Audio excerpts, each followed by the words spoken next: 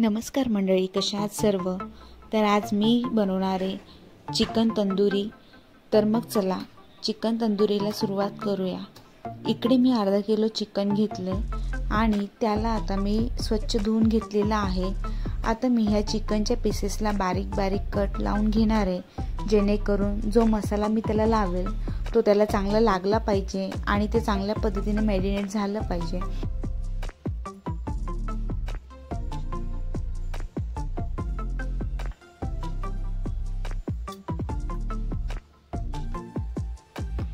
तर बघू शकता आता इकडे चिकनच्या पीसेसला आपले कट देऊन झालेले आहे आणि आता आपण याला मॅरिनेट करून घेऊया. त्यासाठी मी इथे 2 ते 3 चमचे दहीचा वापर करणार आहे. त्यानंतर कुटलेलं काळी मिरी, धने जिरे पूड, हळद, चटणी, थोडा गरम मसाला, अद्रक लसूण पेस्ट आणि थोडासा लिंबू पिळून घ्यायचा आहे वरून. त्यानंतर याला थोडंसं मीठ लावून घ्यायचं आहे आणि लाल कलर येण्यासाठी याच्यावर मी थोडी काश्मीरी मिरची टाकून घेणार आहे. आणि आता हे मिश्रण टाकल्यानंतर याला आपल्याला चांगलं त्या पीसेसला लावून घ्यायचं आहे, जेणेकरून आपण जे कट दिले त्यामध्ये पण हा मसाला नीट लागला पाहिजे. तर आता इकडे आपला मसाला लावून झालेला आहे आणि मी आता हे 1 ते अर्धा तासासाठी याला फ्रीजमध्ये ठेवून देणार आहे, जेणेकरून ते चांगलं मॅरिनेट होईल. आपलं चिकन मॅरिनेट होतं तोपर्यंत मी इकडे आता पुदिन्याची चटणी बनवून घेणार आहे.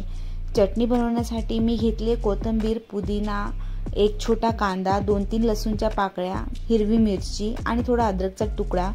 तर बघू शकता आपली हिरवी चटणीचं जे मिश्रण आहे ते बनवून रेडी झालेलं आहे.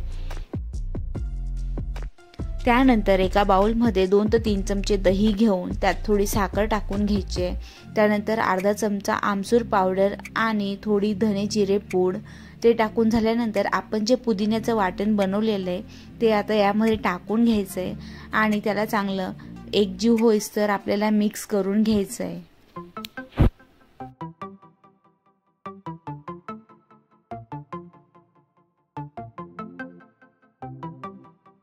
तर बघू शकता आता आपल्या इकडे हिरवी चटणी मिक्स करून झाले आणि आता यामध्ये चवीनुसार मीठ टाकून घ्यायचंय आणि वरून अर्धा लिंबू पिळून घ्यायचा आहे.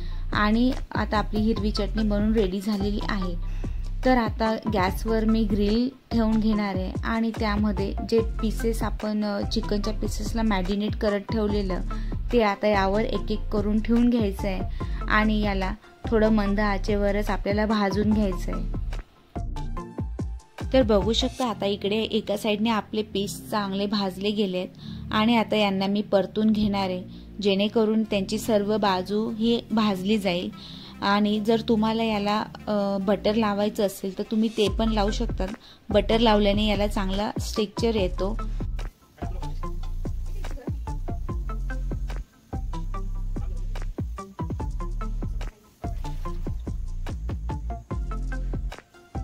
तर आता इकडे चिकन तंदुरी आपली बनवून रेडी झालेली आहे आणि आता याला आपल्याला थोडं 2-2 मिनिटांनी असं परतून घ्यायचं आहे, जेणेकरून ते जळणार नाही किंवा जास्त भाजलं जाणार नाही.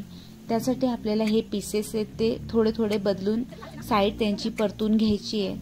त्याच्याने काय होतं, ते पीसेस आपले म्हणजे चांगले शिजतात आणि कच्चे राहत नाहीत मध्ये.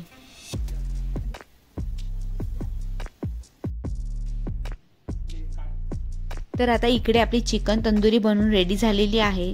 तर रेसिपी कशी वाटली लाईक आणि कमेंट करून नक्की कळवा आणि चॅनलवर नवीन असाल तर सबस्क्राईब करायला विसरू नका. थँक्यू.